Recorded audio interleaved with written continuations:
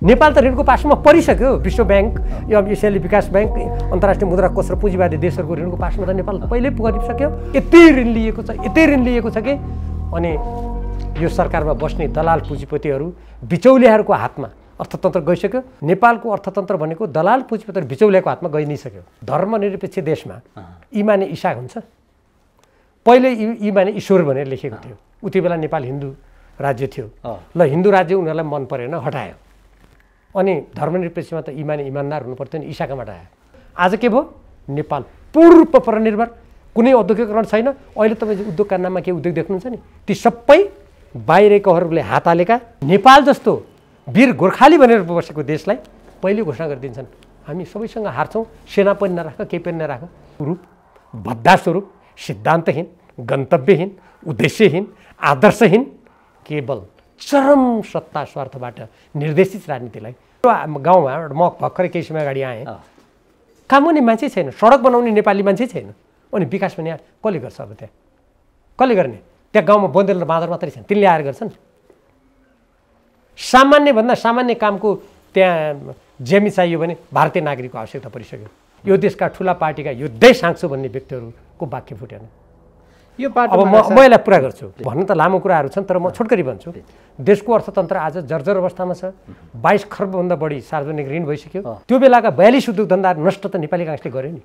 तपाईँ भिरकुटी कागज कारखानाको आज गैँडाकोटमा हेर्नुहोस्, हाम्रा नदी नालाहरू थुप्रै त बुझाइसक्यो। भर्खरै प्रधानमन्त्री पुष्पकमल दाहाल प्रचण्डजीले भारतमा गएर फुकुट कर्णाली जिम्मा लाउनुभयो, जबकि कोदारी राजमार्ग त्यो राष्ट्रिय हित विपरीत थियो भनेर कसैले भन्न सक्छ?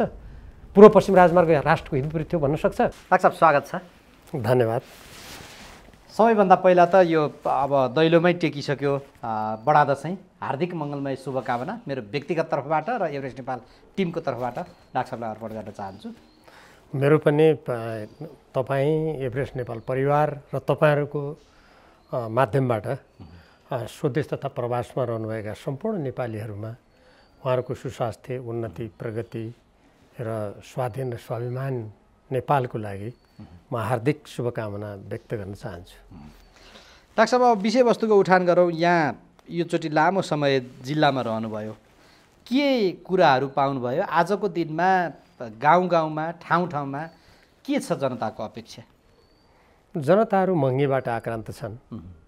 युवाहरू गाउँमा एकदमै कम छन्। धेरै मानिसहरू विदेश जाने ज्वरो चढेको जस्तो अवस्थामा छन्।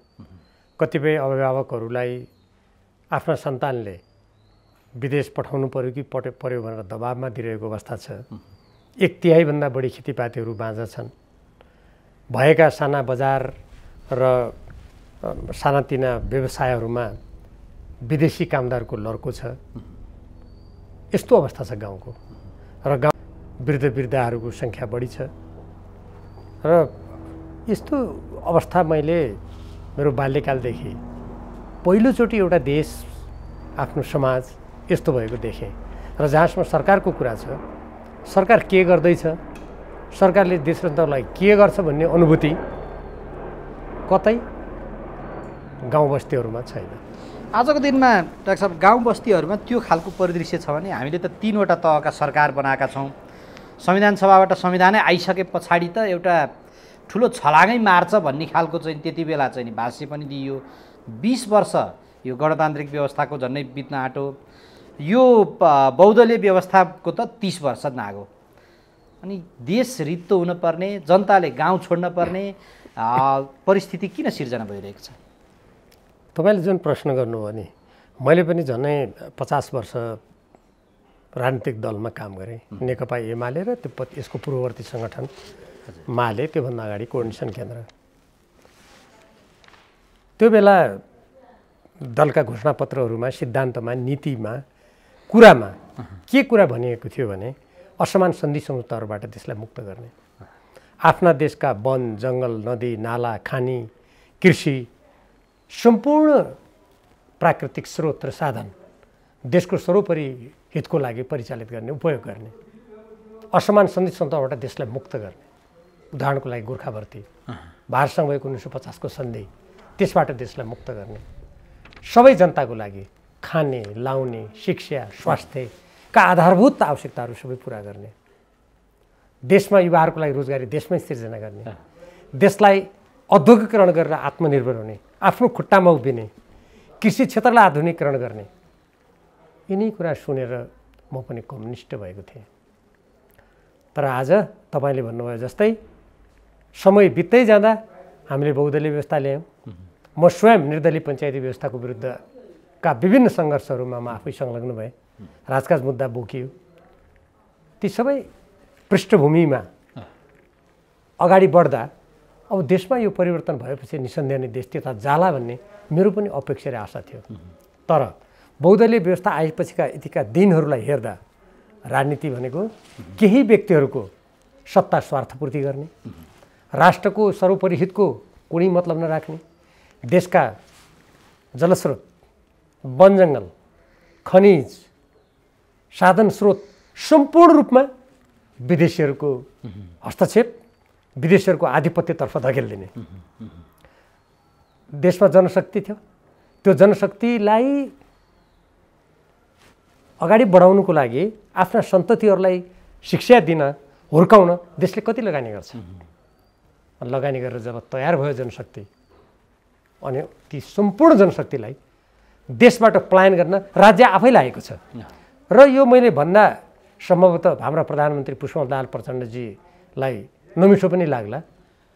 उहाँले 2052 साल फागुन 1 गते जुन बेला तत्कालीन अवस्थामा नेकपा एमाले एकदमै लोकप्रिय कम्युनिस्ट पार्टीको रूपमा थियो, जसले अल्पमतको सरकार बनाएर धेरै लोकप्रियता आर्जन गरेको थियो, त्यस्तो बेलामा उहाँले होइन यो बहुदलीय व्यवस्था चाहिन्न, यो प्रणाली आवश्यक छैन भनेर उहाँले बन्दुक उठाउने कुरा गर्नुभयो र हिंसात्मक गतिविधिहरू सुरु गर्नुभयो, जसलाई उहाँले जनयुद्ध भन्नुभयो। र बाबुराम भट्टराईजीलाई अगाडि सारेर उहाँले 40 सूत्रीय माग अगाडि सार्नुभयो। त्यो 40 सूत्रीय माग 1 देखि 9 सम्म सबै राष्ट्रियतासँग सरोकार राख्ने विषय थिए, जसमा असमान सम्झौताको खारिजीदेखि लिएर अरू धेरै कुराहरू थिए। झन्डै 17,000 मानिसहरू दुईतर्फ लागेर मारिए। देशको अरबौं रुपियाँको क्षति भयो। शान्ति प्रक्रियाको नाममा मात्रै अरबौं रुपियाँ राज्यको खर्च भयो। संविधान सभामा मात्रै अरबौं रुपियाँ निर्वाचनमा खर्च भयो। 8 वर्ष लगाएर संविधान निर्माण भयो। हामीले धेरै ठुलो सङ्घर्ष गरेर संविधानको धारा 5 मा राष्ट्रिय हितको व्याख्या गर्यौँ। त्यो राष्ट्रिय हितको विपरीत आचरण र काम गर्ने व्यक्तिलाई सँगै कानुन बमोजिम दण्ड गर्ने भनेर संविधानको धारा 5 को उपधारा 2 मा हामीले व्यवस्था गर्यौँ। प्राकृतिक साधन स्रोतहरू देशको हितमा लगाउने र कुनै पनि देशसँग सम्झौता गर्यो भने संसदको 2/3 राष्ट्रिय सभा र प्रतिनिधि सभा दुईटैबाट अनुमोदन गर्ने भनेर हामीले संविधानको धारा 279 मा व्यवस्था गर्यौँ। राजनीतिक दलले दर्शन, सिद्धान्त, कार्यक्रमको आधारमा काम गर्नुपर्छ, ती कुराहरू उल्लेख गरेर निर्वाचन आयोगमा दर्ता गर्नुपर्छ, त्यसैको लागि काम गर्नुपर्छ भनेर हामीले भन्यौँ। राष्ट्रिय अर्थतन्त्रको निर्माण गर्ने कुरा गर्यौँ। देशका प्राकृतिक साधन स्रोतहरू राष्ट्रिय अर्थतन्त्र निर्माणको लागि उपयोग गर्नुपर्ने र स्वदेशी कच्चा पदार्थमा आधारित उद्योग धन्दालाई प्रश्रय दिनुपर्ने, यस्ता अनेकौँ हामीले व्यवस्था गर्यौँ। आज हेर्नुहोस् त, नदीनालाहरू सम्पूर्ण विदेशको हातमा सुम्पिएको छ र हुँदाहुँदा वर्तमान प्रधानमन्त्री पुष्पकमल दाहाल प्रचण्डजीले आफ्ना त्यति बेलाका 2052 सालमा गरेका वाचा विपरीत, आफ्ना घोषणा विपरीत त्यत्रो मान्छेहरूले के को लागि बलिदान दिए त? उहाँ असमान सम्बन्धी सम्झौता खारिज गर्ने, बदल्ने भन्ने कुरा कहिले उच्चारण गर्नुहुन्छ? सुन्नुभयो? उहाँ केही समय अगाडि भारतमा भ्रमण गर्न जानुभयो। भ्रमण जाँदा उहाँले प्रबुद्ध व्यक्ति समूह दुईटै देशको सहमतिबाट तयार गरेको प्रतिवेदन बुझ्नु पर्यो भन्ने समेत उहाँको मुखबाट वाक्य फुटेन। हाम्रो देशको लुम्बिनी सहित समावेश गरेर भारतले नक्सा बनाएर आफ्नो संसदमा टास्यो, किन यस्तो गर्यो भन्न सक्नु भएन। हाम्रो लिम्पियाद्वारा लिपिले कालापानी हाम्रो संसदले सर्वसम्मतबाट नक्सामा समावेश गरेर प्रकाशित गरेको त्यो के भयो भनेर उहाँले एक वाक्य पनि बोल्नु भएन। हुँदा भारतीय प्रधानमन्त्री नरेन्द्र मोदीजी हाम्रो भूभाग कालापानी क्षेत्रको गुन्जीमा आएर उहाँले अब यहीँबाट कैलाश पर्वत मानव सरोवर जाने बाटो बनाउँछौँ भनेर उहाँ बोल्नुभयो। त्यहाँ आउनुभयो, नेपाल सरकारलाई कुनै जानकारी दिनु भएन। यो सरकारको कुनै व्यक्ति पनि चिक्क बोलेन। यो देशका ठुला पार्टीका यो देश हाँक्छु भन्ने व्यक्तिहरूको वाक्य फुटेन। यो पार्टी अब म यसलाई पुरा गर्छु। यो एउटा कुरा भयो। भन्नु त लामो कुराहरू छन्, तर म छोटकरी भन्छु। देशको अर्थतन्त्र आज जर्जर अवस्थामा छ। 22 खर्बभन्दा बढी सार्वजनिक ऋण भइसक्यो। सार्वजनिक ऋणको मात्रा 42% भन्दा बढी भइसक्यो। विश्व ब्याङ्क, एसियाली विकास ब्याङ्क, अन्तर्राष्ट्रिय मुद्रा कोषबाट यति ऋण लिएको छ कि अनि यो सरकारमा बस्ने दलाल पुँजीपतिहरू बिचौलियाहरूको हातमा अर्थतन्त्र गइसक्यो र उहाँहरू हल्ला के गर्नुहुन्छ भने चीनको BRI अन्तर्गत ऋण लियो भने नेपाल ऋणको पासोमा पर्छ। नेपाल त ऋणको पासोमा परिसक्यो। विश्व ब्याङ्क यो एसियाली विकास ब्याङ्क अन्तर्राष्ट्रिय मुद्रा कोष र पुँजीवादी देशहरूको ऋणको पासोमा त नेपाल पहिल्यै पुगिसक्यो। अहिले अर्बौं रुपियाँ नेपालले प्रत्येक वर्ष ब्याज तिर्नुपर्छ ती साउजीहरूलाई। त्यो त परिसक्यो नेपाल ऋणको पासोमा। र अहिले नेपालको अर्थतन्त्र भनेको दलाल पुँजीपति बिचौलियाको हातमा गइ नै सक्यो। जुन नेपालको संविधानमा समाजवाद उन्मुख प्रणाली भनेको छ त्यसको सरकारमा बस्नेहरू यो राज्य सञ्चालन गर्ने ठुला व्यक्तिहरूले त्यसको धज्जी उडाइसके। अर्थतन्त्रको स्थिति त्यस्तो छ। संस्कृतिमाथि व्यापक प्रहार छ र अहिले हुँदा पाठ्य पुस्तकमा समेत धर्मनिरपेक्ष देशमा इमाने ईसा हुन्छ। पहिले इमाने ईश्वर भनेर लेखेको थियो। उति बेला नेपाल हिन्दू राज्य थियो। ल हिन्दू राज्य उनीहरूलाई मन परेन हटायो। अनि धर्मनिरपेक्षमा त इमाने इमानदार हुनु पर्थ्यो नि ईसा कहाँबाट आयो? पोखरामा पृथ्वीनारायण शालिग जहिले त्यसको एकीकरण गर्नुभयो। यिनै गठबन्धन सरकार अन्तर्गत पुष्पकमल दाहालजी प्रधानमन्त्री भएको बेला पृथ्वीनारायण शालिग त्यहाँबाट हटाइयो। हामी बुझौँ जसले नेपालको एकीकरण गर्यो। नेपालमा यो संस्कृतिमाथि यसरी प्रहार हुँदैछ। भाषा नेपालको संविधानमा देवनागरी लिपिमा नेपाली भाषा सरकारी कामकाजको भाषा हुनेछ भने स्पष्ट शब्दमा लेखिएको छ। तर आज के अभियान चलाइएको छ? नेपाली वर्णमालाका अक्षरहरू कतिपय सिद्ध्याउने, ओमको पछिल्लो प्रहार ओम मात्र अरू शब्दहरू पनि सिद्ध्याउने। पहिले यो युनिकोडबाट सुरु भएको थियो। पहिले नेपाली व्याकरणलाई सिद्ध्याउने अनि त्यसपछि गएर नेपाली भाषाको उपयोग तपाईले नेपालको राष्ट्रिय बजेटमा हेर्नुस्, सरकारी दस्तावेजहरुमा हेर्नुस्, ऐन कानुनमा हेर्नुस्। यस्तो लाग्छ मलाई कहिलेकाहीँ त्यो मसौदाकारहरूले अंग्रेजी र पश्चिमी दिमागले सोचेर नेपाली लेखे जस्तो लाग्छ। अहिले शिक्षा विधेयक हेर्नुस्, शिक्षा विधेयकमा हुँदा यस्तोसम्म अंग्रेजीको त्यहाँ नग्न प्रयोग गरिएको छ। स्थानलाई सीट लेखिएको छ, के नेपालीमा शब्द छैन स्थान भन्ने। र अंक गणित र विज्ञान भाषा म हेर्नुस् अछाम जिल्ला जस्तो त्यति बेला एकदमै दुर्गम बाटो थिएन, जहाज चल्दैन थियो। त्यो ठाउँको माध्यमिक विद्यालयमा मैले पढेको, त्यहीबाट प्रवेश परीक्षा मैले उत्तीर्ण गरेको।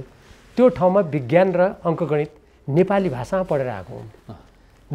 अहिले पनि मलाई लाग्छ ठुल्ठुलो पदमा रहेका कतिपय मेरो उमेरका व्यक्तिहरूले सायद त्यही भाषामा पढ्यो होला। अहिले शिक्षा विधेयकमा त्यो अंग्रेजी भाषामा पढ्नुपर्नेछ भन्ने लेखेको छ र त्यसको अर्थ हो अब हाम्रो नेपाली 1, 2 जुन अंकगणित छ त्यो सदाका लागि समाप्त हुनेछ। कत्रो ठुलो षड्यन्त्र। गाउँ गाउँमा पैसा बाँडेर धर्म परिवर्तन गर्ने अभियान चलाइएको छ। यसरी भाषामाथि आक्रमण छ।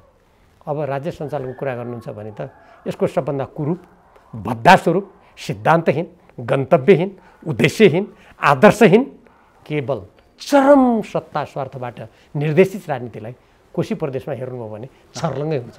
अरू प्रदेशमा पनि हामीले देखिसकेका छौँ, त्यहाँ त्यसको नग्न रूप देखिएको छ। अब राजनीतिक दलहरू के भन्छन् आजकल भने, ठुला दलहरूको मैले भनेको सुन्छु, होइन हामी राष्ट्रिय सहमति गरेर बाणी चुडिन्छौँ। तपाईँ संवैधानिक निकाय हेर्नुहोस्, त्यहाँ भागबण्डाको कुरा छ। न्यायालय र अदालत जस्तो ठाउँमा न्यायाधीशहरू भागबण्डामा नियुक्त हुन्छन्। अनि यही भनेर यो गणतन्त्र संहिता ल्याएको हो। देशको स्वाधीनताको रक्षा नगर्ने, नेपालको संस्कृतिको रक्षा नगर्ने, नेपालको स्वाभिमानको रक्षा नगर्ने, नेपालको जनशक्ति नेपालको हितमा परिचालन नगर्ने, नेपालका प्राकृतिक साधन स्रोतहरू नेपालको हितमा परिचालित नगर्ने, भ्रष्टाचारको तपाईँ देखिहाल्नुभयो। जुन देशमा ठुला ठुला पदमा बस्ने व्यक्तिहरूले, देशको रक्षा गर्नुपर्ने व्यक्तिहरूले नै नेपाली नागरिकसँग पैसा खाएर उनीहरूलाई शरणार्थी बनाए। योभन्दा लज्जास्पद, योभन्दा राष्ट्रघात के हुनसक्छ?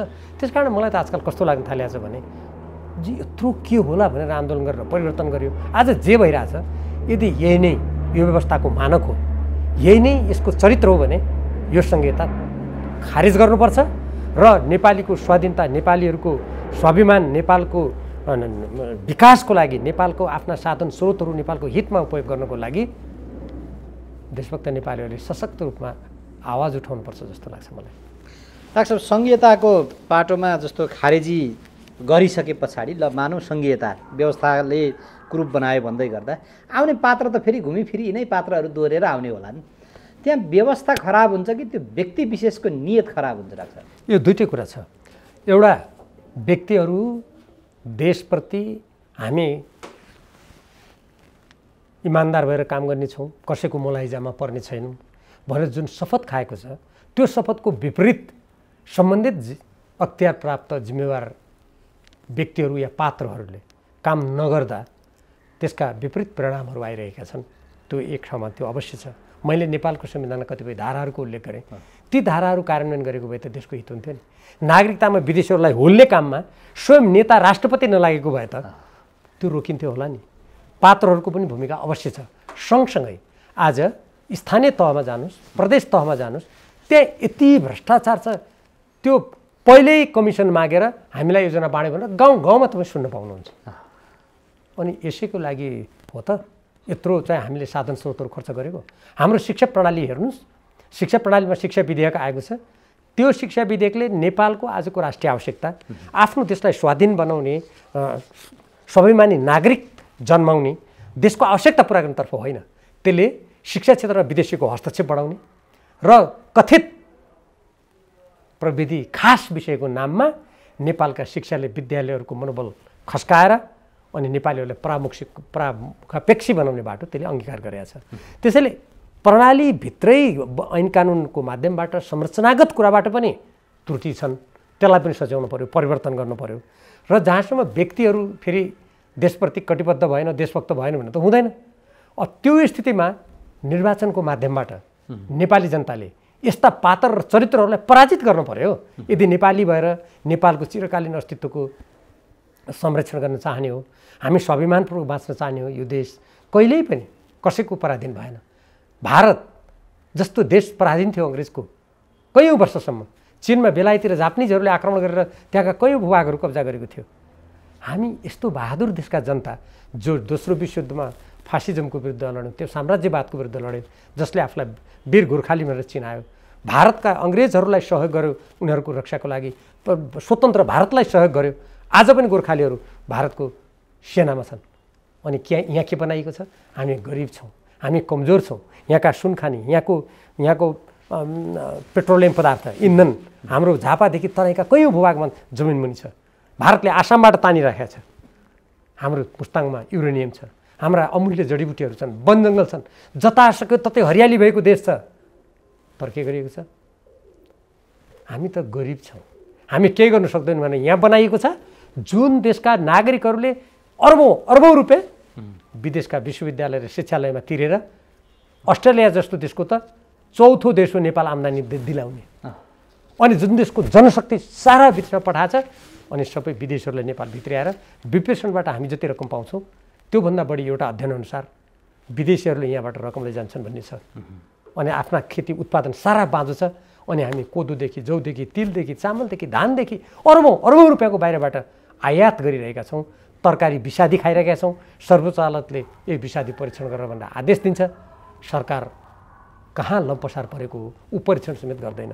त्यसकारण जनताले व्यक्तिलाई पनि परिवर्तन गर्नु पर्यो, संरचनागत त्रुटिहरूलाई पनि हामीले परिवर्तन गर्नुपर्छ भन्ने मलाई लाग्छ। डाक्टर साहब, यो तमाम कोणहरू अघि हजुरले उठाउनु भएको हेर्दाखेरि हिजो त्यसो भए हाम्रा पुर्खाले त्यति बेला युद्ध गर्दाखेरि जहाँ पुल थिएन, यो बाटोघाटो अहिले यस्तो अवस्था थिएन, त्यो कसरी गरेर देशलाई जोगाएर, जबकि त्यति बेला वार गरेर लगिसक्ने परिस्थिति हो भने कसरी जोगाएर ल्याएका थियो होला एउटा कोण। यसमा जोडिने अर्को भनेको राजाको पक्ष पनि जोडिन्छ। तत्कालीन राजा महेन्द्रले, अब त्यहाँबाट यता हेरौँ 7 सालभन्दा पछाडिको पाटोमा हेरौँ, त्यसपछि कसरी चाहिँ नि त्यो आफूले लिएको त्यो टेक ओभरको पुष्टि, उद्योग कल कारखानाहरू खोलेर पूर्व पश्चिम राजमार्ग गरेर पुष्टि गरेका रहेछन् भन्ने कुराबाट बुझ्न सकिन्छ कि सकिँदैन? यो नेपालको इतिहासलाई हामीले गम्भीर गरेर अध्ययन गर्नुपर्नेछ, मूल्याङ्कन गर्नुपर्नेछ। हुन त अहिले यो व्यवस्था अन्तर्गत यो शासकहरू जसको हातमा डाडु पुन्नु छ, त्रिभुवन विश्वविद्यालयका इतिहास विभाग आज जानुभयो भने म केही समय अगाडि गएको त मलाई धेरै दुःख लाग्यो। जुन बेला म त्यहाँ राजनीतिशास्त्र अध्ययन गर्थेँ त्यो बेलाको विश्वविद्यालयको अध्ययन अध्यापनको वातावरण र केही समयपछि म जाँदाखेरि मैले विद्यावारिधीको सन्दर्भमा म गएको थिएँ, मलाई धेरै दुःख लाग्यो। यसरी समाप्त गरिँदैछ। त्यसकारण त्यति बेलाको सन्दर्भमा, त्यति बेलाको समयक्रममा तपाईँले भन्नुभयो जस्तै बाटोघाटो थिएन, पुल थिएनन्, केही पनि थिएन। अङ्ग्रेजहरू, उनीहरूसँग नयाँ आधुनिक आविष्कार, अनेक आविष्कार थिए, तोपहरू थिए, गोला बारुद थिए। त्यस्तो बेला समेत नेपालको स्वाधीनतालाई जोगाइयो, बचाइयो, होइन? र हामीले निरङ्कुश निर्दलीय पञ्चायती व्यवस्थाको विरोध किन गरेका थियौँ भने यो व्यवस्थामा लेख्न दिइएन, बोल्न दिइएन, सङ्गठित हुने अधिकार दिएन, निर्वाचन स्वच्छ भएन, जनताबाट चुनिने प्रतिनिधि भएनन्। त्यो न हो विरोध। त्यो बेलाका 42 उद्योग धन्दा नष्ट त नेपाली काङ्ग्रेसले गर्यो नि। तपाईँ भिरकुटी कागज कारखानाको आज गैँडाकोटमा हेर्नुहोस्, त्यो देख्यो भने कुनै पनि देशभक्त नेपालीको मन रुन्छ। आफ्नै छली आफ्नै बाबियो एउटा आफ्नो आत्मनिर्भर हुने उद्योग चीनले अनुदानबाट बनाइदिएको, त्यसलाई एउटा मारवाडीलाई बेचेर गिरिजाप्रसाद कोइरालाजीले आज मारवाडीले त्यसलाई त्यो अस्थिपञ्जरमा परिणत गरेर त्यो जग्गा घर घडेरीको लागि बिक्री गर्ने दुष्प्रयास हुँदैछ। त्यति मात्र होइन, हाम्रा नदीनालाहरू थुप्रै त बुझाइसक्यो। भर्खरै प्रधानमन्त्री पुष्पकमल दाहाल प्रचण्डजीले भारतमा गएर फुकुट कर्णाली जिम्मा लाउनुभयो, जबकि माथिल्लो कर्णाली 14-15 वर्ष भयो भारतीय कम्पनी जियामारले ओगटेको, आश्रम बनेको छैन। मैले तत्कालीन प्रधानमन्त्री सुशील कोइरालाजीलाई भनेको थियो सिंहदरबारमा कति 21-22 जना सारा अधिकारीहरूको बिचमा, यो जियामारले बनाउँदैन प्रधानमन्त्रीज्यू, कृपया यो नगर्नुहोस्। कर्णाली र सुदूरपश्चिमको विकासको आधार हो यो, नेपालले बनाउनुपर्छ। यो तपाईँ सेयर धितोपत्रमा बाहिर ल्याउनुहोस्। नेपाली जनताले त्यहाँ योगदान गर्छन्, सुदूरपश्चिमका जनताले योगदान गर्छन्, उहाँले सुन्नु भएन। 1 वर्षभन्दा ढिलो गऱ्यो भने यो खारेज हुन्छ। राहुलजी यो मान्नु पऱ्यो भन्नुभयो मलाई। आज कति वर्ष भयो? नेपाली काङ्ग्रेसको हालिमुहाली छ, नेपाली काङ्ग्रेसकै गठबन्धन छ। अब यस्तो स्थितिमा प्रधानमन्त्री पुष्पकमल दाहाल प्रचण्डजीले भित्रभित्रै पञ्चायतकालमा समेत हाम्रा 9 जिल्ला डुबान हुने कोशी जुन बाँध बनाइयो, भारतबाट बनाइयो, नेपालको हजारौँ एकड जमिन डुबाउन पर्यो। फाइदा जति भारतले लियो। कयौँ किसानहरूले आजसम्म मुआवजा पाएका छैनन्, आजसम्म। यसमा त मलाई लाग्छ अहिलेका डाडु पुन्ने हातमा हुनेहरू या प्रधानमन्त्री हुनेहरू यस्तो कुरा सुन्नु पनि चाहँदैनन् होला जस्तो लाग्छ मलाई। त्यसमा खोतल्ने कुरा त छोडिदिउँ। यस्तो स्थितिमा उल्टै 9वटा जिल्ला डुबाउने, हाम्रो धेरै भूभाग डुबाउने, हामीलाई फाइदा केही पनि नहुने। कोशी उच्च बाँधको कुरा यो सरकार त भित्रभित्रै पो गर्न लागेको रहेछ। मैले भर्खरै समाचार माध्यममा सुने एउटा टोलीलाई भारत पठाएर छलफल गरेर के सहमति गरेर आएको छ अरे। म यहाँहरू जस्तो सञ्चारकर्मी साथीहरूले यो अनुसन्धान गर्न आग्रह गर्न चाहन्छु। पञ्चायतकालमा समेत हाम्रो नेपाललाई डुबान हुने, हामीलाई नोक्सान हुने कुरा यो हुन सक्दैन भनेर भन्दाखेरि दरबारसँग भारतको अन्तर्वृत्तको एउटा कारण त्यो पनि थियो, शान्ति क्षेत्र अर्को कारण थियो, अरू धेरै कारणहरू छन्। हामी त प्राज्ञिक रूपमा पनि विश्लेषण गर्छौँ। एउटा व्यवस्था निरङ्कुश भयो, लोकतन्त्र चाहियो भनेर आन्दोलन गर्ने एउटा कुरा हो, तर राष्ट्रको हितमा भएका कुराहरूलाई राष्ट्र हित विपरीत गरेका थियो भन्न मिल्छ? कोदारी राजमार्ग त्यो राष्ट्र हित विपरीत थियो भनेर कसैले भन्न सक्छ? पूर्व पश्चिम राजमार्ग राष्ट्रको हित विपरीत थियो भन्न सक्छ? बाँसबारी छाला जुत्ता कारखाना, त्यो गैँडाकोटको कागज कारखाना, हरिसिद्धि इटाटाल कारखाना, यहाँको हिमाल सिमेन्ट कारखाना नेपालको हित विपरीत थियो कसैले भन्न सक्छ? कृषि औजार कारखाना, चिनी कारखाना, जनकपुरको चुरोट कारखाना, ती सम्पूर्ण कारखाना निजीकरणको नाममा नेपाली काङ्ग्रेसले सिद्ध्याइदियो। आज के भयो? नेपाल पूर्ण परनिर्भर, कुनै औद्योगिकरण छैन। अहिले तपाईँ उद्योगका नाममा के उद्योग देख्नुहुन्छ नि, ती सबै बाहिरकोहरूले हात हालेका, जम्मै त्यसको फाइदा धेरै जस्तो गयो, सबै त म भन्दिनँ, जम्मै नेपालको पैसा विदेशमा लैजाने। अनि यहाँ के व्याख्या गर्ने भने नेपाल गरिब छ, नेपालमा साधन छैन, स्रोत छैन। हुँदाहुँदा अहिले त्यो मुस्ताङको जुन युरेनियम छ नि, त्यो युरेनियम पनि के सुरुङको के बनाउने नाममा त्यो भित्रभित्रै कुनै विदेशी शक्तिलाई दिने षड्यन्त्र हुँदैछ भन्ने मैले सुनेको छु। तथ्यहरू नभएको हुनाले म यत्तिकै त म भन्दिनँ। यसमा नेपालका देशभक्त, नेपालको दीर्घकालीन अस्तित्व चाहने सञ्चार माध्यम सबै नेपालीले खोज्नुहोस् भन्ने म चाहन्छु। त्यसकारण यो हेर्नुहोस्, यो तपाईँले जुन अघि भन्नुभयो, यो सबै के भयो भन्दाखेरि नेपाल देशलाई हामीले समृद्ध बनाउनुको लागि निस्वार्थ भावले राजनीति बनेको देशको सेवाको लागि हो भन्ने भन्दा पनि आफ्नो स्वार्थपूर्ति गर्ने, आफ्ना वरिपरिका मान्छेलाई पोस्ने, आफ्नो गुट निर्माण गर्ने, आफू चाहिँ यसलाई साहित्यिक भाषामा भन्ने हो भने बर्मननालमा जाँदासम्म पनि मैले शक्तिमा अँगालो हालेर राख्ने मानसिकता राख्ने, यो कुराले गर्दा हामीले गरेका परिवर्तन हाम्रा इच्छा आकाङ्क्षाहरूमाथि क्रमशः तुषारपात हुन लागेको छ। अब त्यसको विकल्प के राख्छ? अब जस्तो अहिले कतिपयले के भन्दैछन् भने होइन, हिजो यो देश जोडेको राजाहरूले हो, एकताको मियोको रूपमा राजाहरू थिए, त्यो राज संस्था रहँदाखेरिसम्म अहिले जसरी नाङ्गो हस्तक्षेप तपाईँले भन्नुभयो जस्तै त्यो हुँदैन थियो। अदालतका कुराहरूमा पनि कतिपय चाहिँ नि अहिले यो पछिल्लो समय एउटा रिगल केसबाट चर्चित पनि छ, कम्तीमा विवेक पुर्याउँदथे कि भन्ने कोणबाट यस्ता पनि छ। कैयन अरू नदी नालादेखि यो सबै जे होस् राष्ट्रभित्र हुन सक्ने गरिबी पर्ने कुराहरू सबै राज संस्था हुन्जेलसम्म त्यो कुराहरू थिएन। तर राज संस्थाको जब चाहिँ नि त्यसको त्यो सिङ निकालियो तत्पश्चातको 46 यताको पार्टमा चाहिँ त्यो क्रमशः धुलिसात हुँदै हुँदै हुँदै त्यो अझ कतिपय ठाउँमा चाहिँ त्यही राज संस्थाले व्यवधान गर्ने भएको भएर त्यसलाई पूर्ण रूपेण निमिट्यान्न पारिदिएपछि अब सहजै एउटा वातावरण तय गरियो भन्ने कतिपयको बुझाइ छ। ठ्याक्कै परिस्थिति त्यो हो हजुर बौद्धिक स्तर कुनै पनि व्यवस्थाले आफ्नो औचित्य परिणामबाट पुष्टि गर्नुपर्छ। हामीले राजतन्त्र र पञ्चायत व्यवस्थाको विरोध गर्नुका मुख्य रूपमा दुईटा कारण थिए। एउटा जनतालाई लेख्ने बोल्ने सङ्गठित हुने निष्पक्ष निर्वाचित भएर आउने अधिकार दिएन भन्ने एउटा थियो। दोस्रो अब वंशमा किन जाने, कसैको छोराको छोरा शासक हुने किन जाने, मूलभूत रूपमा यिनी कुरा उठाइएका थिए त्यति बेला। आज वंशमा राजनीति गयो कि गएन, म कति परिवार यहाँ म चर्चा गरिदिन सक्छु। अब मैले नाम भने अनेक व्यक्तिलाई चढ्यो होला, त्यो देखेकै छ नि होइन। एउटा त्यो थियो। अर्को त्यति बेला कतिपय राणाकालमा जस्तो गोर्खाप्रति सन्धि भयो, राणा शासन ढलै लागे बेला श्री 3 मोहन शमशेरले 1950 को सन्धि भारतसँग गरे। नेपालीहरूलाई एउटा आफ्नो स्वाधीनता आफ्नो स्वाभिमान बचाएर अगाडि लैजाने बाटोमा ठुलो तगारो उनले तिर्साइदिए। पछि गएर 1965 हो जस्तो लाग्छ मलाई, त्यति बेला भारतसँग पत्र आदान प्रदान गरेर हात हतियार जति किन्नु पऱ्यो भने भारतको अनुमति लिनुपर्ने गरेर नेपालको सार्वभौम सत्तालाई सीमित बनाउने खालको कुकृत्य गरियो।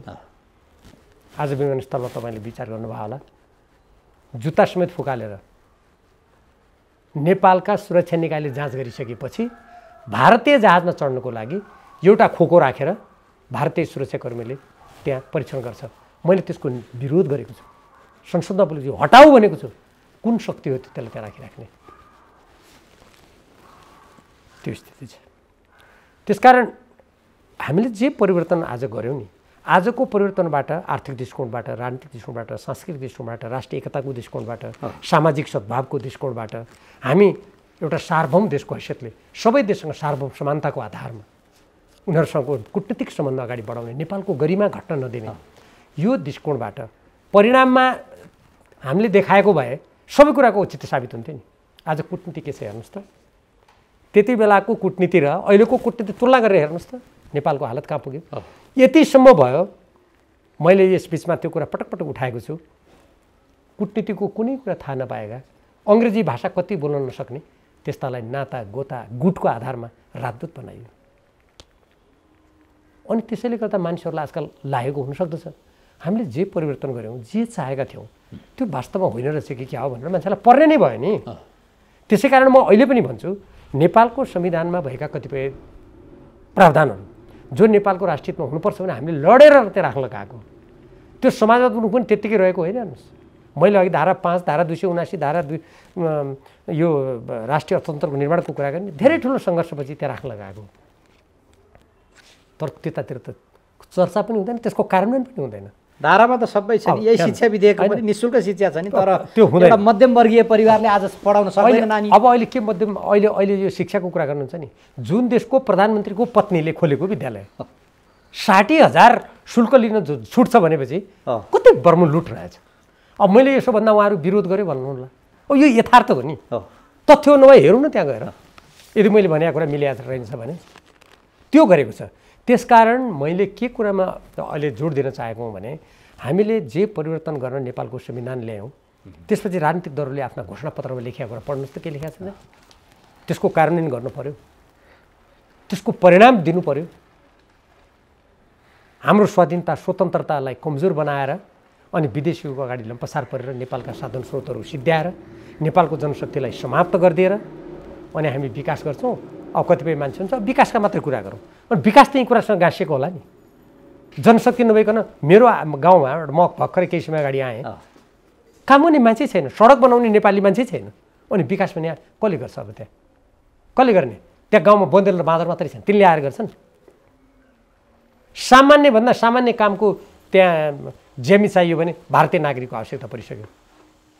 एकातिर नागरिकताको खुकुलो बनाएर विदेशीलाई हुल्ने, अनि आफ्ना नागरिकहरूलाई सबैलाई विदेशमा गाडी धुने, पेट्रोल पम्पमा तेल हाल्ने, भाँडा माझ्ने। आज सुदूरपश्चिमका गाउँ बस्तीहरूबाट महिलाहरू ताँती लागेर भारतका बेङ्गलोर र मुम्बईमा सबै घरमा भाँडा मान्ने उनीहरूका केटाकेटीलाई हेर्ने धन्दामा सम्पूर्ण रूपमा तपाईँ कल्पना गर्न सक्नुहुन्न। यो सबै राज्यले नीति बनाएको छ। यो विदेशीहरूको इसारामा उनीहरूको आडमा आफ्नो सत्तालाई टिकाइराख्नको लागि गरेको घृणित काम हो। त्यसैले यस्ता कामहरू अहिलेको संविधान पार्टीहरूले जे सिद्धान्त बनाएका छन्, मार्क्सवाद, लेनिनवाद, अझ त्यसमा कसैका माओवाद, लोकतान्त्रिक प्रणाली, आत्मनिर्भर अर्थतन्त्र के भइरहेछ आज त्यो गरेछ। म नेपाल सरकारका प्रधानमन्त्री र राजनीतिक दलका यी जिम्मेवार व्यक्तिहरूलाई यहीँबाट म प्रश्न गर्न चाहन्छु सम्पूर्ण नेपालीको तर्फबाट। तपाईँहरू 1, 2, 3, 4 संविधानमा लेखेका विगतमा आफ्नो घोषणापत्रमा लेखेका कुराको कार्यान्वयन भएको देखाउनुहोस् न त। अहिले मैले अघि भने अगाडि नै जहाँ गठबन्धन हुन्छ, विचार नीति सिद्धान्त त्यागिन्छ, त्यहाँ राजनीतिक दलका नेतालाई अनि हामीले हानेको ढुङ्गाले कसरी लाग्छ र डाक्टर साहब? जो यदि जनताको आवाज नसुन्ने हो भने जनता सार्वभौम भनेर किन भने त नेपालको संविधानमा? आफ्नो देशमा विदेशी प्रधानमन्त्रीले आएर म यस्तो बनाउँछु उस्तो बनाउँछु भन्दा चुक्क पनि नबोल्नेहरूले अनि हामी देशभक्त हौँ भनेर या प्रधानमन्त्री हुँदा पार्टीका ठुल्ठुला पदमा बस्दा अनि हामीले शपथ खाएका छौँ यो देशको हितको लागि काम गर्छौँ, यो देशको स्वाधीनताको लागि काम गर्छौँ, कसैको डर त्रासमा नपरी काम गर्छौँ भनेर शपथको अर्थ के भयो त? अनि त्यसको औचित्य के? नेपालको राज्य सरकारले कहिल्यै अनुभूति हुने गरेर काम नगरिदिने, त्यहाँको कम्तीमा त्यहाँको त सरकार छ, स्थानीय सरकार छन्, त्यहाँ चाहिँ यो चाहिँ हाम्रो क्षेत्र भनिदिने, त्यो स्थानीय सरकारले ल केन्द्र सरकारको पाटो पनि छोडौँ, खास हेर्न पर्ने उसैले होला। त्यसले पनि त्यहाँ अनुभूति गराउन सकेन भने ती जनता त बिचरा अनि उताको आयो भनेदेखि त स्वाभाविक रूपमा उता टाँसिन पर्ने होला नि त डाक्टर साहब। त्यो चाहिँ के हो? नेपालको सरकारले त्यो विवादित क्षेत्रमा यो हाम्रो क्षेत्र हो भनेर त्यहाँ राज्यका न्यूनतम जे हुन्छ अनुभूति गराउनु पर्छ कि पर्दैन? राज्य भएको एउटा प्रश्न छ, यो सबैले बुझेको कुरा हो। राज्यको पहिलो कर्तव्य नै आफ्नो सिमानाको रक्षा, जनताको सुरक्षा पहिलो कर्तव्य हो। टङ्कप्रसाद आचार्यजीको नेतृत्वमा नेपालमा प्रजा परिषद आउनुभन्दा अगाडि नेपालमा राजनीतिक दल थिए? नेपाल थियो नि, गाउँ बस्ती थियो नि, नेपाली भाषा बोल्थ्यो नि, अरू भाषा पनि बोलिन्थ्यो नि। कति सामाजिक सद्भाव थियो? सामाजिक सद्भाव बिथोल्नलाई हेर्नुहोस् के भइरहेछ नेपालमा अहिले। सामाजिक सद्भाव बिथोलिने, देशको सिमानाको रक्षा नगर्ने, जनताको सुरक्षा नगर्ने, नागरिकहरू सारा विदेशमा पलायन गरेर देशलाई रित्याउने, खेती बाँझो गर्ने, संस्कृतिमाथि आक्रमण गर्ने, भाषामाथि आक्रमण गर्ने, अनि यही गर्न ल्याएको हो त व्यवस्था। अनि जनताले त प्रश्न गर्न स्वाभाविक हुन्छ नि, यो मिलेनबाट स्वाभाविक प्रश्न गर्न स्वाभाविक हुन्छ नि। त्यस कारणले गर्दा यो जुन विकृत दिशातर्फ लगिएको छ, उल्टो बाटो जुन हिँडाइएको छ नि, यो बाटो सच्याउनु पर्यो। र यदि सच्याउँदैनन् भने यो देशप्रति, यो देशको चिरकालीन अस्तित्व, यो देशको उन्नति, प्रगति, विकास, स्वाभिमान र स्वाधीनता, भौगोलिक अखण्डतामा चिन्तित नेपालीहरूले आवाज उठाउनु पर्यो। अब यदि त्यस्तो नगर्ने हो भने अनि व्यवस्था भनेको छ अनि त्यसपछि गएर सङ्घीयता भनेको छ, सङ्घीयताको विरोध गर्ने प्रतिगामी, अनि यसरी देशलाई अहिले जहिले मैले चर्चा गरेँ अनि यो चौपट गर्ने महानगरगामी, आफ्नो देशको स्वाधीनतामाथि विदेशी आएर कुल्चिँदा पनि मान्ने अनि महानगरगामी, यस्तो त हुन सक्दैन नि। त्यो बनायो मेरो। यो एउटा पाटोमा राख्छ जस्तो अहिले राजाले चाहिँ आफ्नो स्पेस खोजिरहेको देखिन्छ, एक कोणबाट उसलाई निषेध गरिरहेको छ। आजको दिनमा पनि सत्ता गठबन्धनले एमाले जतिको राजनीतिक शक्तिलाई निषेध गरेर अगाडि बढिरहेको छ। भलै त्यो कोशीको प्रकरण अहिले भर्खरै जोडिएको भएर त्यो फरक होला, तर त्यो पोइन्ट अफ भ्यूबाट हेर्दाखेरि चाहिँ के राजाले चुनाव लडेर आउने परिस्थिति भयो भने, यहाँ कतिपय राजनीतिक दलका नेताहरूले जुन भन्दैछन् कि राजालाई इच्छा छ भने चुनाव लडे भइगयो नि भन्ने कोणबाट आज कहीँ कतै भिड त्यो नबोलाइकन, कार्यक्रम भनेर औपचारिक रूपमा त्यो उद्घोष नगरिकन एउटा मन्दिर दर्शन गर्न राजा जाँदाखेरि आऊ देश बचाऊ भन्ने नारा गुन्जियो भने भोलि त्यो चुनाव लड्ने त्यो खालको परिस्थिति भयो भने राजनीतिक दलहरूको अभिगत कुन हो? हेर्नुहोस्, म राजनीति शास्त्रको विद्यार्थीको हैसियतले जो व्यक्तिहरूको हातमा राज्यको बागडोर छ, जसले सेना, प्रहरीहरू, अदालत, यत्र तत्र अर्थतन्त्र सर्वत्र हात घुसाएका छन्, चलाएका छन्, म उनीहरूको मात्रै र उनीहरूका गतिविधिको मात्रै विश्लेषण गर्न उचित ठान्छु। जुन मान्छेहरूको हातमा त्यो छैन, अब मान्छेहरू त बहुदलीय व्यवस्था हो, को के माग गर्लान्, कसले के भन्लान्, कसले के भन्लान्, यहाँ त बोल्ने लेख्ने सङ्गठन गर्ने अधिकार छ भनेर त नेपालको संविधानमै लेखेको छ नि। अरू देशमा पनि हुन्छ। आज हामी देख्यौँ इजरायल र गाजामा हमासको बिचमा लडाइँ भइरहेछ, हमासको समर्थनमा अमेरिकाको क्यापिटल हिल त्यत्रो सत्ताको केन्द्रमा भित्र पसेर कब्जा गरे जस्तो गर्यो अस्ति भर्खर। बेलायतमा त्यत्रो जुलुस निस्क्यो, जर्मनी, फ्रान्स। नेपालका सरकारले त्यत्रो 500 मान्छे अस्पतालमा मारिदा पनि चिक्क एक शब्द बोलेको थिएन। अमेरिका र बेलायत बोलेपछि सायद बोल्ने सास आयो जस्तो मलाई लाग्छ, बल्ल बोले। यद्यपि हमासले गरेको क्रियाकलापप्रति हामी सहमत छैनौँ। हाम्रा नेपाली मारिएका छन्, हामीले निन्दा गरेका छौँ, हामीलाई दुःख लागेको छ। तर प्यालेस्टिनी जनताको भूमि र राज्यको अधिकारको बारेमा त नेपालले त युएनदेखि सर्वोत्तम पञ्चायतकालदेखि बोल्दै आएको विषय हो नि। यहाँ कोही बोलेको छ प्यालेस्टिनको हक अधिकार बारेमा, जहाँ वर्षौँ उनीहरूका केटाकेटी मारिएका छन्, उनीहरूको यति अत्याचार गरिएको छ उनीहरूमाथि, उनीहरूलाई राज्य पनि बनाइएको छ होइन। उदाहरणको लागि मैले त्यो कुरा यहाँ किन जोडेको भने अब यहाँ जो व्यक्ति सत्तामा छैन, तपाईँले राजाको धेरै कुरा पटक सोध्नुभयो। अनि राजा के राजा भने हिजोको राजगद्दीमा बसेर सिंहासनमा बसिरहेको राजा जसको हातमा पुलिस प्रहरी सेना छन् र म यहाँ टिप्पणी गरेर राजाले यस्तो गर्नुपर्थ्यो उस्तो गर्नुपर्थ्यो मैले भन्नुको के औचित्य छ? म त त्यसलाई भन्छु जसले नेपालको संविधान हामीले यत्रो निर्माण गऱ्यौँ र त्यो निर्माण गरेर त्यो सम्पूर्ण कुराको अधिकार जसले उपयोग गरिराखेका छन् उनीहरू जिम्मेवार छन् नि।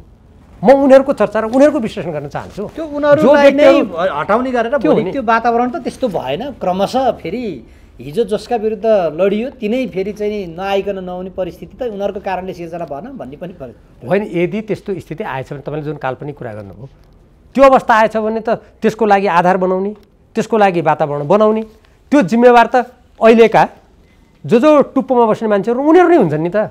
उनीहरू संविधानमा भएको कुरा नगर्ने, देशको स्वाधीनताको रक्षा नगर्ने, देशको हितमा काम नगर्ने, देशको अर्थतन्त्र बलियो नबनाउने, विदेशीलाई हुल्ने, अनि भयभरका नेपालीहरूलाई विदेशतिर गएको गाई अस्ति जर्मनीसँग सम्झौता गर्यो, रोमानियासँग गर्यो, नेपालका नर्सहरूलाई बेलायत निर्यात गर्ने। उहिले माओवादीले गोर्खा भर्ती राष्ट्रघाती भनेको थियो, आत्ता उहाँ नर्स भर्ती गर्दै हुनुहुन्छ। यिनै पुष्पकमल दाहाल प्रचण्डजी नेपाली सबै युवाहरूलाई अब अङ्ग्रेजी शब्द प्रयोग गर्नुहुन्छ उहाँ खुब, म त नेपालीमा भन्छु निःशुल्क हवाई यात्रा, निःशुल्क प्रवेशाज्ञा के भनेको थियो? नेपाललाई रित्याउने षड्यन्त्र होइन। अनि नेपालको सम्पूर्ण जनशक्ति बाहिर पठाएर अनि उहाँहरूले भनेको विकास यहाँ कसले गरिदिने हो? कि त उहाँहरूको दिमागमा हुनु पऱ्यो नेपाली जतिलाई बाहिर पठाउने, अमुक देशका सबैलाई यहाँ हुलेर यो देशलाई सिधाइदिने, कि त त्यो हुनु पऱ्यो उहाँहरूको दिमागमा। कुनै देशले यस्तो गर्छ? कोही देखाएको छ यस्तो? भने जसको मैले अघि तपाईँलाई दोहोरिने भयो, देशको जुन आफ्नो हामी नरम शक्ति भन्छौँ जसमा हाम्रो संस्कृति, साहित्य, शिक्षा, बौद्धिकतामा गीत सङ्गीत साध्य आदि पर्छ, त्यसलाई पनि सिधाइदिने। अब जुन कडा शक्ति अर्थात् सैनिक शक्ति भनेर भनिन्छ, सैनिक शक्ति त अनि त्यो सैनिक शक्तिलाई यिनै गठबन्धनका मान्छेहरूले संसदमा बोलेको तपाईँले सुन्नु भएन? सेनालाई बजेट नदिउँ, सेनालाई सङ्ख्या घटाउँ, हामीले कसैसँग लड्नु पनि छैन, लडे पनि हामी जित्दैनौँ, पहिले भविष्यवाणी गरिदियो उनीहरूले। जबकि यो देशको सेनाले मैले अघि नै भनिसकेँ कहाँ लडेर कसलाई सहयोग गरेको थियो। जति बेला नेपाल स्वतन्त्र र नेपालको सेना बलियो थियो नि उति बेला भारत जस्तो देश त अङ्ग्रेजको अधीनमा थियो। अब तपाईँ अफगानिस्तानलाई हेर्नुहोस्, अफगानिस्तान पनि भूपरिवेष्टित देश हो नि, बेलायती साम्राज्यवादलाई हरायो, त्यत्रो शक्तिशाली अति महाशक्ति सोभियतसँगलाई हरायो, आजको महाशक्ति अमेरिकालाई हरायो। तर यहाँका नेपाल जस्तो वीर गोर्खाली भनेर बसेको देशलाई पहिले घोषणा गरिदिन्छन् हामी सबैसँग हार्छौँ, सेना पनि नराख, केही पनि नराख, अनि सेना नभएको देशको सार्वभौमसत्ता जोगिन्छ। संसारका सबै देश लडाइँमा जितेरै युद्धै गरिरहेछन्, त्यहाँ किन सेना छ? यो के हो त भन्नुहुन्छ भने मैले अघि जुन कुरा चर्चा गरेँ नि, योजनाबद्ध रूपमा नेपाल गरिब छ, नेपाल कमजोर छ, नेपाल केही सक्दैन भनेर नेपालीहरूलाई मनोवैज्ञानिक रूपमा हतप्रभ बनाइदिने, निराश बनाइदिने र नेपालको अस्तित्व समाप्त गर्ने। अब त्यो बुझेर हो कि नबुझेर हो त्यो हो। र तपाईँले जुन राजनीतिक दल म एउटा कुरा टुङ्गाइहाल्नु अघि तपाईँले जुन अनि अब भोलि केही गरी जे कुराको विरुद्ध लड्यो, जुन व्यवस्था फाल्यो त्यही फर्क्यो भने के गर्ने जुन तपाईँले भन्नुभयो, यदि त्यस्तो भयो भने त यसको सम्पूर्ण जिम्मेवारी अहिलेका राजनीतिक दलका ठुला हुँ भन्ने अधिकार प्राप्त अख्तियार प्राप्त व्यक्ति, यो सरकार चलाएर जुन तपाईँले 30 वर्षसम्म यो बहुदल आएको अनि गणतन्त्र आएको यतिका वर्ष भयो भन्नुभयो नि, यस बिचमा हेर्नुहोस् त खेलहरू कस्ता भए सत्ताको लागि यति घृणित, त्यहाँ कुनै सिद्धान्त छैन, जसले जोसँग मिले पनि हुने, अनि भन्ने के यति महिना तिमी मन्त्री खाऊ, यति बाँडीचुँडी खाऊ। मलाई त आश्चर्य लाग्छ, घरको दाजुभाइले पनि यसरी बाँडीचुँडी खाऊ, प्रत्येक कुरा भत्तामुङ हुने गरिकन भन्न मिल्दैन भने यो राज्य हो नि। अब यदि यस्तो व्यथितिको कारणले कुनै अन्यथा केही भइहाल्यो भने काल्पनिक कुरा नै हो, त्यसको जिम्मेवार त उहाँहरू नै हुनुहुन्छ। अब उहाँहरू त आजको दिनमा सत्ता स्वार्थको लागि जे पनि गर्नु होला, त्यहाँनिर पार्टीमा लागेका लामो समय योगदान गरेका, पार्टी भनेको विचार नीतिले चल्नुपर्ने होला, त्यो नीति कुनै नेताको बन्दकीले अथवा उसको लहरमा लागेर त्यसमा नीतिमा बिर्को लगाइएको परिस्थितिमा त्यहाँभित्र रहेका दोस्रो लेयरका तेस्रो लेयरका त्यो जो लाग्दैछन् तीहरूले घचघच्याएर होइन हाम्रो मूल बाटो यतापट्टि हो, गलत भयो भन्ने कोणबाट आवाज जसरी तपाईँले दिनुहुन्छ त्यहाँ किन दिन सक्दैन? अब हेर्नुहोस्, कसले दिएन किन दिएन त उहाँहरूलाई सोध्नु भने थाहा होला। तर मैले जुन 50 वर्ष पार्टीमा खास गरी नेकपा एमालेको कुरा गर्ने हो भने नेकपा एमालेको वर्तमान विधानमा पनि प्रस्तावना पढ्नुभयो भने सदस्यहरू सार्वभौम हुनेछन् भनेर लेखेको छ, फरक मतको कदर गरिनेछ भनेर लेखेको छ। हामी जनताको बहुदलीय जनवादमा विश्वास गर्छौँ, त्यसलाई त कार्यक्रम नै सिद्धान्तै मानेको छ। जनताको बहुदल भने आयो के लोकतान्त्रिक अभ्यासमा आन्तरिक लोकतन्त्र हुने, स्वच्छ निर्वाचन हुने, कार्यकर्ताबाट नेताहरू अनुमोदित हुनुपर्ने र राज्य चलाउनुको लागि पनि जनताबाट अनुमोदित हुनु कति राम्रो कुरा। म हेर्नुहोस् यतिका निर्वाचन लडेँ, कतिपय ठाउँमा त तपाईँ कल्पना गर्न सक्नुहुन्न लोकतन्त्रमा त्यस्तो हुन्छ भने धाँधली गुन्डागर्दी पैसाको दुरुपयोग हुँदा आजकल ती कुराहरू पार्टीका आन्तरिक अधिवेशन र सम्मेलन सबै देखिन थालेका छन्। यो धेरै दुःखको कुरा हो। त्यसकारण अब को बोल्दैन किन भन्दैन त्यो त उहाँहरूलाई सोद्धा थाहा हुन्छ। तर मैले बुझेको के हो भने हामी त मार्क्सवादी लेनिनवाद, नेपाल कम्युनिस्ट पार्टी एकीकृत मार्क्सवादी लेनिनवादी, मार्क्सवादी लेनिनवाद भने के त्यो अब व्याख्या गर्ने भने तपाईँको यो संक्षिप्त अन्तर्वार्ता यो सम्भव छैन। जनताको बदले जात भने के, हामी त्यो सिद्धान्तलाई यदि मन वचन कर्मले आत्मसात गर्छौँ र देशको हितलाई सर्वोपरि राख्छौँ भने नेकपा एमाले अहिले पनि शक्तिशाली भएर अगाडि बढ्छ। तर तपाईँले अघि एउटा कुरा भनिहाल्नुभयो, त्यहाँका अरू धेरै चर्चाहरू म अहिले गर्न चाहन्न। अरू राजनीतिक दलको कुरा त तपाईँले देख्नुभयो नि, काङ्ग्रेसमा अहिले के भयो, अहिले पछिल्लो कालमा देख्दै हुनुहुन्छ 2048 सालमा बहुदलीय व्यवस्था ल्याउँदा जुन निर्वाचन भयो उहाँहरूले निर्वाचनमा के गर्नुभयो, म पहिलो निर्वाचन लडेको थिएँ, जहाँ गयो ढुङ्गामुढा, कम्युनिस्टले 60 वर्षकालाई मार्छ, आमा दिदी भन्न पाइँदैन, यो सबै सम्पत्ति लैजान्छ, कुरा नगर्नुहोस्। त्यस्तो कुराको सामना गऱ्यौँ हामीले। जे होस् उहाँले जे गरेर बहुमत ल्याउनुभयो, के गर्नुभयो गिरिजाप्रसाद कोइरालाजीले? पहिलो पटक संसद भङ्ग गरिदिएर उहाँले राजनीतिक अस्थिर वातावरण सृजना गर्नुभयो र त्यसपछि माओवादी हामी यो देशमा यस्तो गर्छौँ र जन्मेको, आज माओवादी के गर्दैछन्? म त्यत्रो बलिदान दिने, म त्यो योद्धाहरूको सम्मान गर्छु, तर आज असमान सन्धि सम्झौता भनेर खारेज गर्ने भनेर विस्तारवादको विरुद्ध लड्नुपर्छ भनेर नेपालमा खनेका खाल्डाहरूमा झ्याउ जम्यो कि पानी जम्यो कि त्यो खन्ने योद्धाहरू कति मरे कि कति बाँचे कि हिसाब किताब छ। आज पुष्पकमल दाहाल प्रचण्डजीले हिसाब किताब गरेर त्यो बाटोमा गएको राजनीति देख्नुहुन्छ। त्यसकारण अब यो किन बोल्दैनन् किन गर्दैनन् भन्ने कुरा, ती दलका कार्यकर्ता यदि देशप्रति इमान्दार छन्, सिद्धान्तप्रति इमान्दार छन्, आफ्नो भविष्यप्रति चिन्तित छन्, देशको भविष्यप्रति चिन्तित छन् भने उनीहरूले उठाउनु पर्यो। अब होइन राजनीति भनेको व्यक्तिगत स्वार्थपूर्ति गर्ने माध्यम हो, नाङ्गो नाच गरे पनि हुन्छ, जे गरे पनि हुन्छ भन्ने हो भने त त्यस्तोलाई औषधि गर्ने शक्ति केवल एउटै ठाउँमा छ, त्यो हो जनताको हातमा। जनताले देखाउलान्, अब खैर कुन रूपमा देखाउँछन् त्यो देखेर पनि अन्तिममा पनि छौँ। केही विषय यतापट्टि हेरौँ। कोशीमा देखिएको जुन त्यो सत्ता राजनीतिको खेल, त्यसमा एमाले सियो भनेर छिर्यो पनि भन्दैछन्। एमालेको भूमिका कुन रूपमा रहेको देख्नुहुन्छ त्यहाँ? र म त सबभन्दा पहिले नेपालको संविधानको धारा 269 बमोजिम आफ्नो दर्शन सिद्धान्त र कार्यक्रम बमोजिम चल्नुपर्छ भनेर नेपालको संविधानले दिएको छ। नेकपा एमालेको कुरा गर्नुहुन्छ भने मार्क्सवाद लेनिनवाद भनेको यसलाई सिद्ध्याउनुपर्छ, यो अधिनायकवाद कम्युनिस्ट सबै शब्दहरूले प्रहार गर्ने, निर्वाचनमा पनि हराउनु लाग्ने, अनि अब त्यस्तासँग घाँटी जोडेर हिँड्न नेपालको संविधानको धारा 269 र नेकपा एमालेको जनताको बहुदलीय जनवाद मार्क्सवाद लेनिनवादले दिन्छ जस्तो मलाई लाग्दैन। मैले त्यसकारण चुनावको बेला पनि भनेको थिएँ, विपरीत सिद्धान्त भएकाहरूसँग निर्वाचनभन्दा अगाडि साँठगाँठ गर्ने कुरा यो गन्तव्यहीन, आदर्शहीन, सिद्धान्तहीन यात्रा हो। यसले देशको राजनीति पनि स्वच्छ हुन सक्दैन, यसले नेकपा एमालेको राजनीति पनि स्वच्छ हुन सक्दैन मैले भनेको थिएँ। आज मैले अरू राजनीतिक दलका पनि केही व्यक्तिहरूको आवाज सुन्न थालेको छु। निर्वाचन अगाडि साँठगाँठ गर्ने अरू दलसँग भनेको यो बहुदलीय व्यवस्था सङ्गत भएन भन्ने कुरा आवाजहरू अलिअलि सुन्न थालेको छु। तर यसको आवाज सशक्त रूपमा सबभन्दा पहिले उठाउने मान्छे मैले आफै भन्दाखेरि अलिकति अरूले यसो भने भन्लान्, मैले त सुनेको थिइनँ, म त सुरुदेखि भन्दै आएको छु। त्यसकारण यो सरकार भनेको पनि के उद्देश्यको लागि? ल मान्नुहोस् काङ्ग्रेस र एमाले मिलेर अनि प्राप्ति के को लागि गर्ने, के को लागि मिल्ने? असमान सम्झौता खारिज गर्नलाई हो कि लिम्पू लेक लिम्पिया धुरा प्राप्त गर्नलाई हो कि त्यहाँ आफ्नो अधिकार कायम गर्नलाई हो कि तराई डुबानबाट तराईका हाम्रा दाजुभाइ दिदीबहिनीलाई बचाउनलाई हो कि देशलाई औद्योगिकरणको बाटोमा तीव्र रूपमा लगेर कृषिमा रहेका बिचौलियाहरूलाई समाप्त गरेर किसान जनताको जीवनलाई उकास्नलाई हो कि विदेशमा यो जुन लड्को राखेका छ नेपालीहरूको तिनलाई रोकेर देशभित्र रोजगारी दिएर आफ्नो शिक्षा प्रणालीमा विश्वास जगाउनलाई हो कि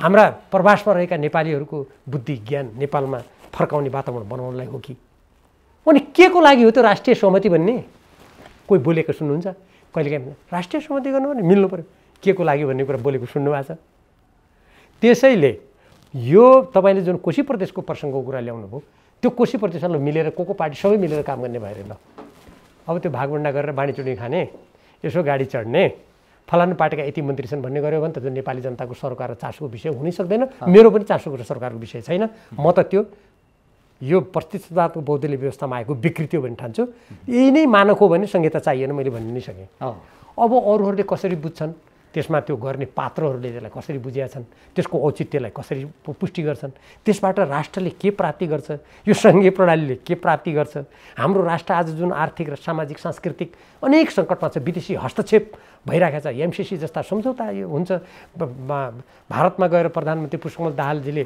7वटा सम्झौता गरेर आए भन्नुभयो नेपाली जनताको सार्वभौम अधिकारको अभ्यास गर्ने ठाउँ त संसद हो नि पेश गर्नुभयो त संसदमा छैन अब यी विषयमा त्यहाँ सबै मिलेर गर्ने सरकारले के गर्छ उहाँहरूलाई एकचोटि सोधिदिनु भयो भने म पनि त्यो कुरा सुनेर अलि जानकारी प्राप्त गरौँला केन्द्रतिरदेखि अन्यत्रतिर पनि यो सरकार ढाल्नु पर्यो सरकार भन भन्दैछन् चुनाव भएको यति समयको 1 महिना 1 वर्ष पनि अब अझै पो पुग्न बाँकी छ सत्ताको खेलभन्दा बाहिर राजनीतिक दल र नेताहरू चाहिँ आउन नसकेको हो अथवा यो सरकारले साँच्चै काम गर्न सकेन त्यसकारणले भन्ने खालको एउटा उटुटी हो यसबारेमा मैले अघि धेरै कुरा भनिसकेँ हेर्नुहोस् नदोहोऱ्याउँ तर म यहाँनिर यति मात्रै भन्न चाहन्छु चाहे प्रधानमन्त्री फेरौँ चाहे जुनसुकै फेरौँ चाहे मन्त्री परिषद फेरौँ जो फेरौँ सबभन्दा पहिले त्यो फेर्न के को लागि भन्ने कुरा स्पष्ट बाहिर कार्यक्रम नीति आउनु पर्यो त्यो फेर्दा देशको राष्ट्रियता बलियो हुने कुरामा के हुन्छ असमान सुनिताबाट नेपालले मुक्ति पाउनु के गर्छ आज बाह्य हस्तक्षेप रोक्नु के हुन्छ